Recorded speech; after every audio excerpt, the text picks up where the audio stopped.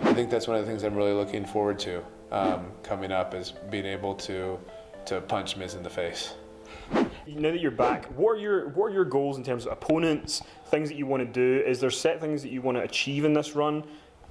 So it's weird when other people talk about achievement, because I think they're talking about other things. Like, I want to main event WrestleMania again. And yes, I do want to main event WrestleMania again.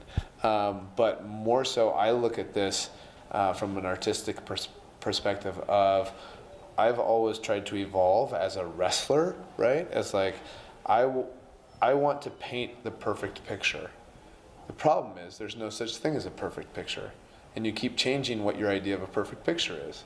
And that's the fun part to me, is that you keep evolving and you keep changing and you keep this. So, and I've never come back from a match and gone like, that was perfect, right? It's always, I have so much fun when I'm out there, but then when I come back, I was like, oh, that was fun, you know, this was this or this was that or whatever. Okay, what could we have done better? Like, how do you evolve your own art, right? So this is, one of the neurologists that I worked with, he was talking to me about the wrestling stuff, and he was like, he had actually said, this is uncommon, I think, for a neurologist, but he said, I think wrestling will actually be better for you.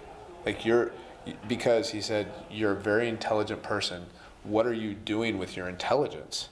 And I said, well, I read a lot. He's like, that's all input.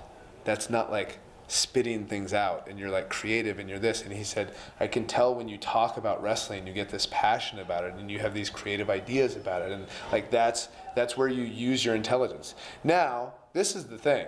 Should I have used my intelligence for something else? Probably.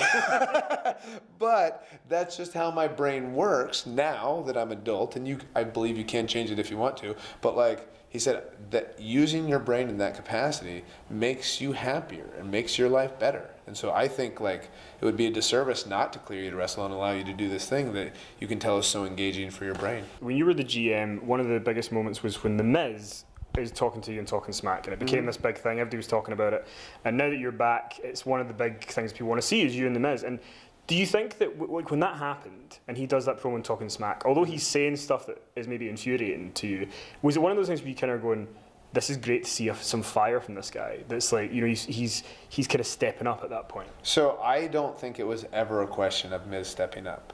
So one of the things, Miz and I dislike each other, right? Like on a personal level, like we don't like each other. Our wives don't like each other, right? Like it's this thing. But I do respect him because he works very hard. He's also one of the best talkers in WWE. As far as like, there has never been an opportunity where they've given Miz a microphone and all that kind of stuff where he hasn't gotten reactions from it, because he's very good at it. If you think of, okay, what does somebody need to be a WWE superstar? Some people need to be well-rounded, everybody's different. But if you're really great at one specific thing, you can do really well here, you know? And that's one of the very specific things that he's better at than just about anybody else. And so one of the things that I wanted in that was to fire him up, because he was already fired up. If you talk to him about it, he's like, I hadn't been on TV. I've got this Intercontinental title match at the pay-per-view, and they're not plugging it. They're not doing anything with it. I'm frustrated. I'm frustrated with all of this, right? And that came out in the Talking Smack thing that we did. And so, I kind of knew after that it's like, because I legitimately wanted to punch him in the face, which is why I walked off. It's like, okay, I'm either going to punch this guy in the face or I got to leave.